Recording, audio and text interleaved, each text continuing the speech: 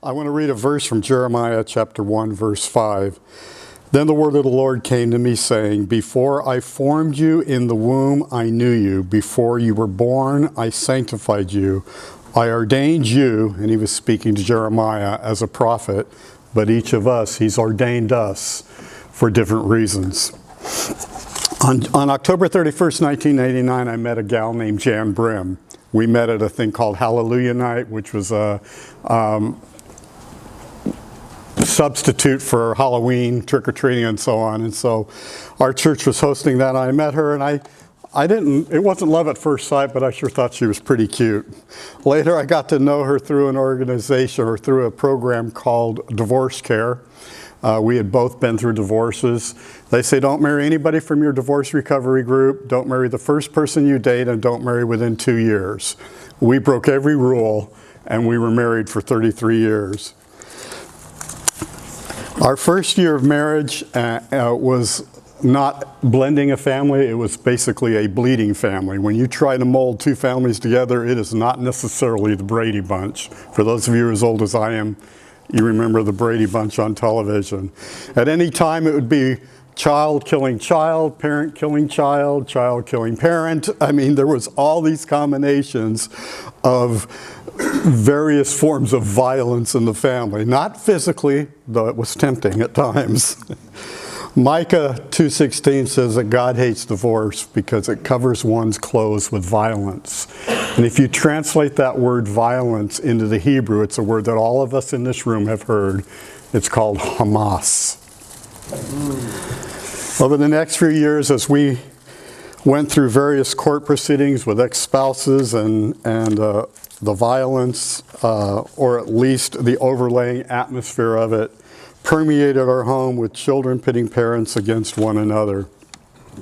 But through the years of bleeding and blending, the family became united, and today all 5 of our children love each other, they're friends. When we do get together, which is rare that all 5 get together at one time, there's no animosity and they're all friends with each other. This was due in no small part to my bride, Jan. Over the next 5 years after being married, we moved a couple of times and eventually landed in Brighton, Colorado, where we became pastors in a church plant. It, like bickering children, can play havoc on a marriage. Pray for your pastors' marriages, by the way. Again, Jan's prayers took over. After 5 years of planting, we resigned from the position to become youth pastors in Colorado Springs. And by the time we got to Colorado Springs, the church was already closing its doors. So here we were, moving, sold our house, moving, bought the new house to go into ministry for a church that never really formed, or at least only for a short time. So I took a job with Nestle Corporation, and then, and the kids really liked that because at any given time there were over 500 pounds of candy in our house that we would give away as samples to people. It wasn't long after that that a friend of mine approached me and said, we ought to get involved in a franchise system called Airmaster, and it was something that you basically see just about around town.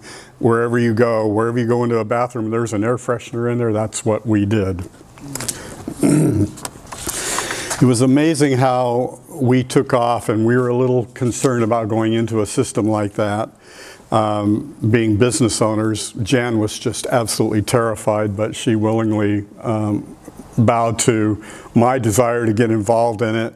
And so we took off and we got involved in that business, eventually buying out our partners that were involved with it. And the business took off. It was a blessing because we became the #1 franchise in America, grossing more money than any franchise ever had in the history of the company. For 17 years, we bought, built, and sold 14 Airmaster franchises before retiring in December of 2018. At the time of retirement, we had no idea that my wife was ill.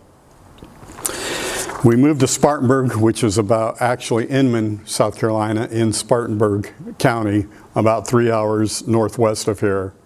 We were riding the wave of retirement, income, and traveling while trying to occasionally spoil our grandchildren.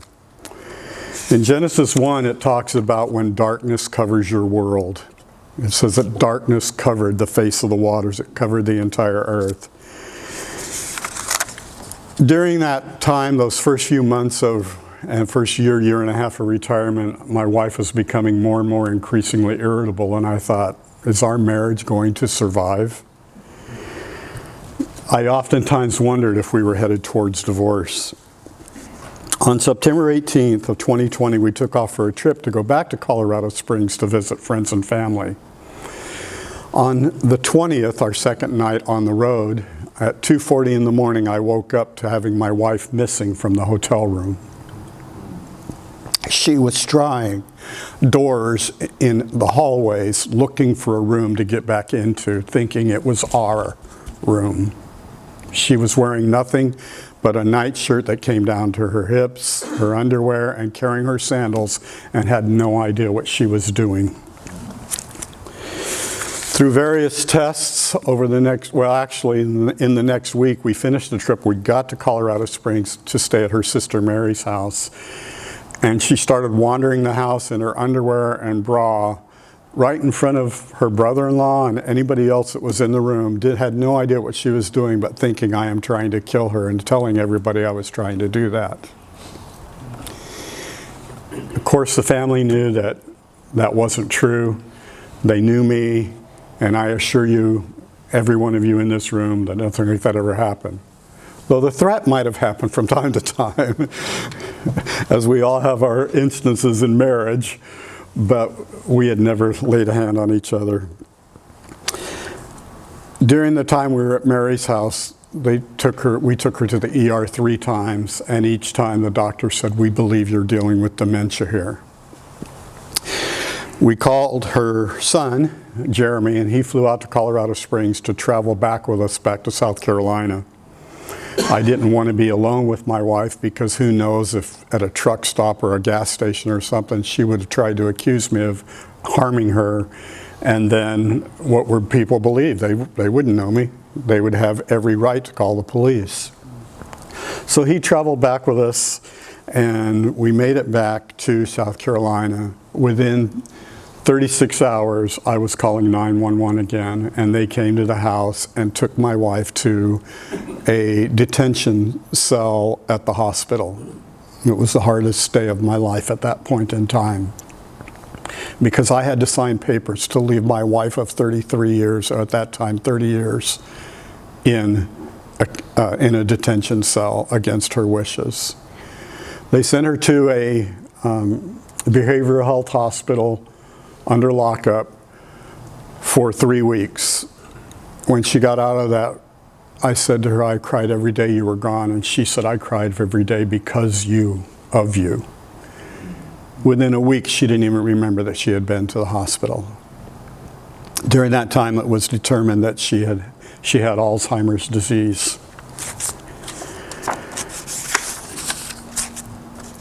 At times, she would wander the house. I had to put child-proof locks on the doors. I had to make sure we were safe. At one time, she tried to get out of the car at 70 miles an hour, not knowing what she was doing, not knowing that the car was moving. One week before I had gotten hooked up with the Alzheimer's Association, in an 8-day period, she slept about 24 hours. Likewise, I slept about the same amount of time. One night, she was up 60 times in one night. Had no idea what she was doing. I got involved in care groups, support groups, which at that time was right in the middle of COVID, so it actually was kind of a blessing that everything was online. And I cried my way through every single meeting online. Our 30th anniversary was that year, and we had always gone someplace exotic like Puerto Vallarta or Mazatlan or someplace on our 10th anniversary. So our first anniversary, our 10th, 20th. And I knew we couldn't do it that year, so I hired in, some of you may know this, and I'm talking my age here, but I hired a group because we couldn't afford to go on an exotic vacation or be safe to go on one. I hired a group called the Hoppers. They're Southern gospel country Christian music. It's absolutely amazing harmony. And they came and did a concert in our living room. The following May, I sold our home and we moved to Somerville. I could not care for 25 acres of land which we had. It was a gorgeous place, 25 acres of forest, and the house was dead center. Nobody saw us and we didn't see them.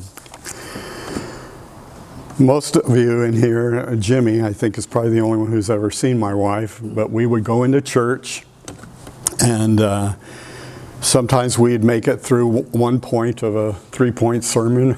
Sometimes we'd make it through a song. Only one time in the year and a half after that she was ambulatory, only one time was she able to sit through an entire service.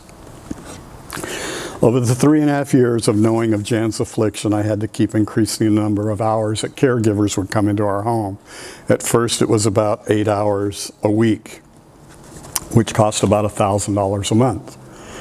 It increased to 24/7 caregiving for the last 2 years of her life at $13,000 a month. That's a lot of bucks, folks. And retirement gets eaten up pretty quickly when you're going through something like that. John 1:1 says that in the beginning was the Word, and the Word was God, and the Word was with God. I like the Spanish version of that verse in the Reina Valera, which is the King James English of Spanish. It says, "En el principio era el verbo, y el verbo estaba con Dios, y el verbo era Dios." Literally translated into English, it says, in the beginning was the verb, the action of God. And the action was God, and the action was with God. God was always actively working with me. He knew what Jan needed. He knew before I ever met Jan what Jan would need. He knew before he knit me in my mother's womb what Jan would need. And he chose me to be that, become that, what she needed, what my wife needed in sickness and in health. Early in the disease, all 5 of our children, our kids, especially Jan's 2, encouraged me to place Mom in a care facility. My response was, I will know when it's time. And that I did. On November 1st of 2023, I placed my wife in a care facility that would become the last 8 weeks of her life. Her first words after getting settled in the care room was, I want to go home. I had to tell her that this was our new home. I basically therapeutically lied to my wife to tell her that it was our new apartment, that this is where we live now. But I had to do that for her comfort. Jan would fall asleep around 6 p.m. every night and I would go home.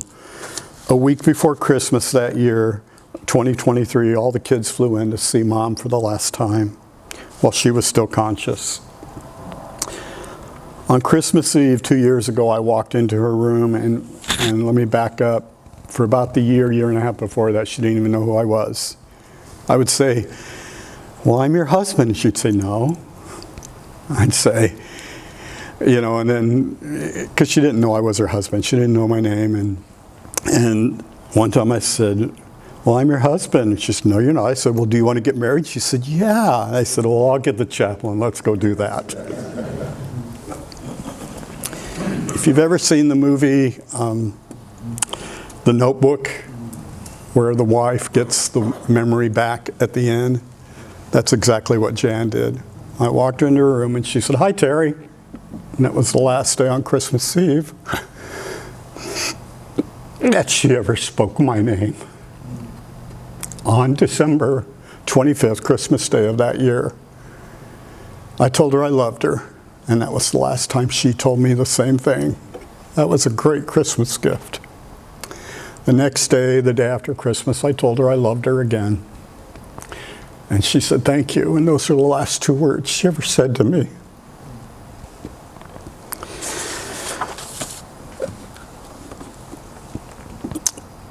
Just over 2 years ago, on December 28th, Jan went home to be with the Lord. I will always miss my bride of 33 years. But this I know, that God was the verb. He was in action. He knew what she would need, and I am privileged and honored that I could be that for her, the in sickness and in health husband.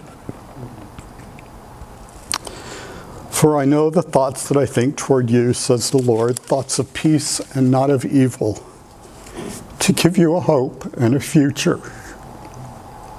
I get to see her again one day because I know where she's at. She was a marathon runner, and she's running on streets of gold today. Thanks.